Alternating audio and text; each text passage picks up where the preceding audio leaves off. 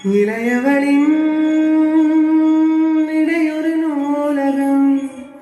படித்திடவா பணிவிலும் இரவுகள் ஆயிரம் இடைவெளி எதற்கு சொல்லாமக்கு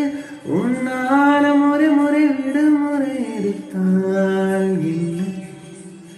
என்னை தீண்ட கூடாதென வானோடு சொல்லாத அந்த கடல் என்னை ஏந்த கூடாதென